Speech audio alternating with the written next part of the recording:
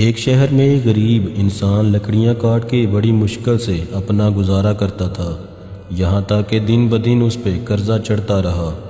ایک دن اس نے اپنی بیوی سے کہا، کیوں نہ میں کسی دوسرے شہر جا کے کام ڈھونڈوں، محنت کروں تاکہ ہمارا قرض اتر جائے اور ہمارے حالات بہتر ہو جائیں۔ بیوی نے کہا، اگر آپ کی یہی مرضی ہے تو میں آپ کے لیے دعا کروں گی، یقیناً اللہ ہماری مدد فرمائے گا۔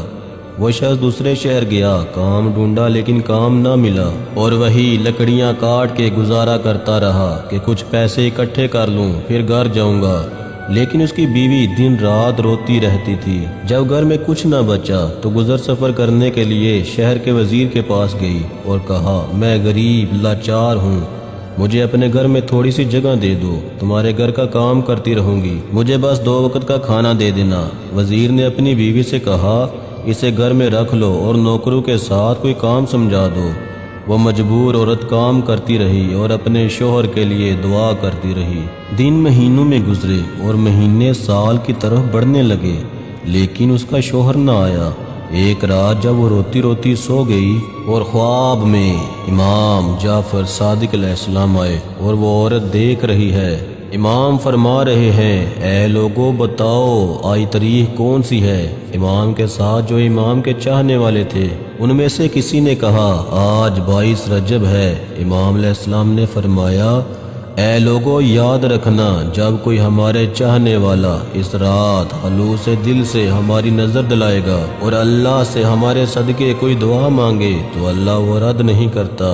یہ سننا تھا، عورت کی آنکھ کھل گئی۔ وہ صبح اٹھ کے امام جعفر صادق علیہ السلام کی نیاز کی جستجو میں لگ گئی، نیاز بنائی، دعا مانگی، یہ عمل چل ہی رہا تھا۔ وہ نیاز بانٹ ہی رہی تھی، دوسری طرف اس کا شوہر لکڑیاں کاٹ رہا تھا۔ لکڑیاں کاٹتے کاٹتے جب وہ درخت زمین پر گرا، وہ دیکھتا کیا ہے، اس کی جڑوں میں خزانہ چھپا ہوا تھا۔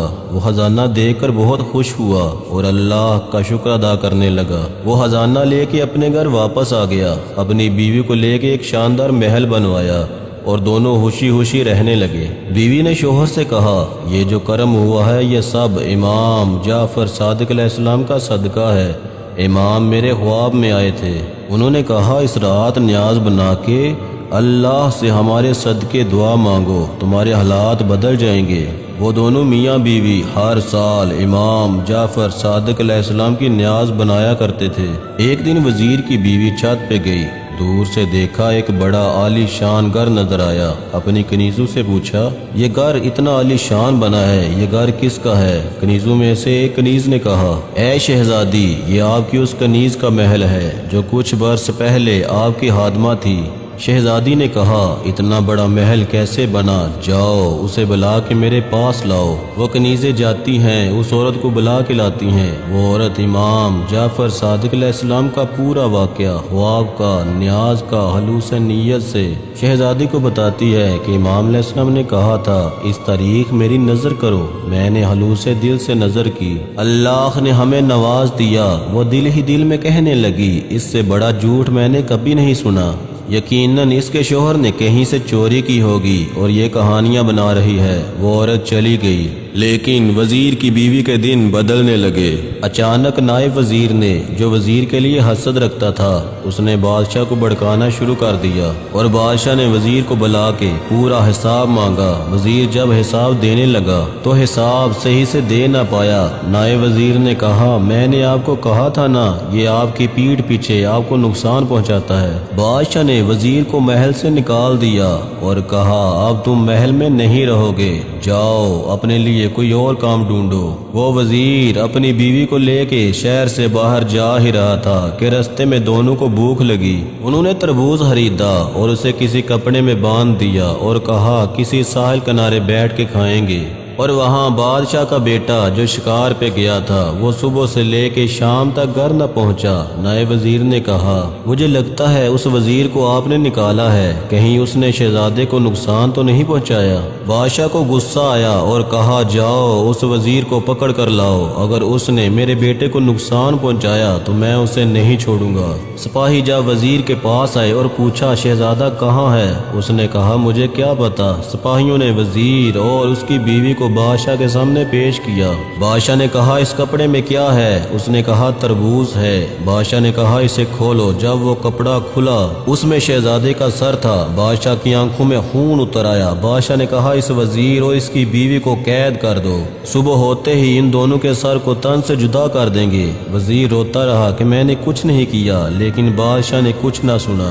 دونوں قید خانے میں رو رہے تھے۔ وزیر کہتا رہا اچانک اتنا سب کچھ برا کیوں ہو گیا میرے ساتھ؟ یقیناً مجھ سے کوئی گناہ ہوا ہے جس کی مجھے سزا ملی ہے۔ اتنے میں وزیر کی بیوی رونے لگی اور رو رو کر کہنے لگی برا تم سے نہیں مجھ سے ہوا ہے۔ تمہیں یاد ہے ہمارے گھر ایک نوکرانی ہوا کرتی تھی، وہ کل میرے پاس آئی تھی۔ آج وہ شہزادی کی طرح رہتی ہے۔ میں نے پوچھا یہ پیسے کہاں سے آئے؟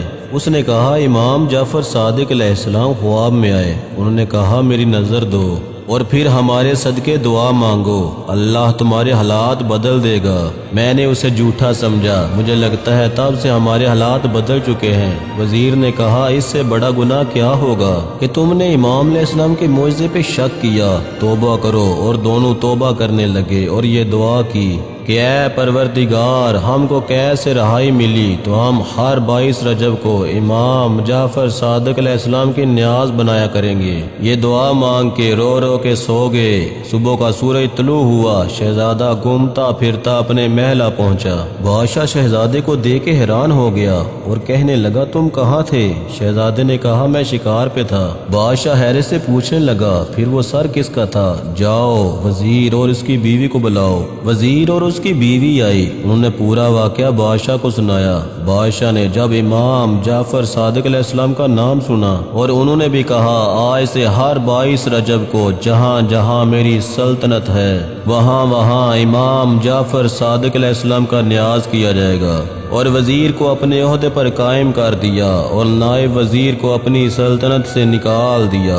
سلام ہو حجت خدا حضرت امام جعفر صادق علیہ السلام پر۔